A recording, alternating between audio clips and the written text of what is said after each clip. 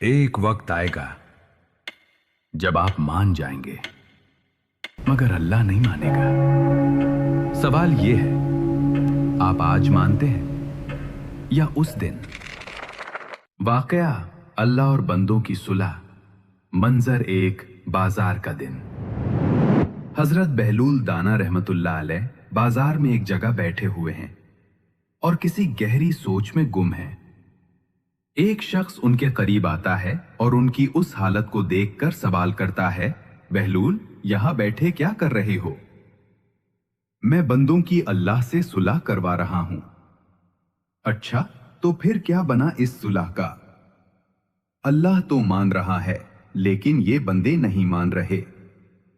یعنی اللہ توبہ قبول کرنے اور بخشنے کو تیار ہے مگر دنیا کے کاموں میں الجھے انسان اس کی طرف آنے کو تیار نہیں۔ منظر دو، کچھ عرصہ گزرنے کے بعد وہی شخص ایک قبرستان کے پاس سے گزرتا ہے۔ وہ دیکھتا ہے کہ حضرت بہلول دانا قبروں کے درمیان بیٹھے ہوئے ہیں۔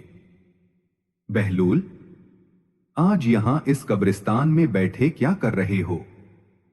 آج بھی میں بندوں کی اللہ سے صلح کروا رہا ہوں۔ تو آج کیا بنا؟ کیا صلح ہو گئی؟ آج بات الٹ ہے۔ آج یہ بندے تو مان رہے ہیں مگر اب اللہ نہیں مان رہا۔ یعنی مرنے کے بعد انسان کو حقیقت سمجھ آ گئی ہے۔ وہ توبہ کرنا چاہتا ہے مگر اب وقت گزر چکا ہے اور توبہ کا دروازہ بند ہو گیا ہے۔ نبی کریم صلی اللہ علیہ وسلم کی حدیث کا مفہوم ہے، عقل مند بندہ وہ ہے جو مرنے سے پہلے اپنے انجام کی فکر کرے۔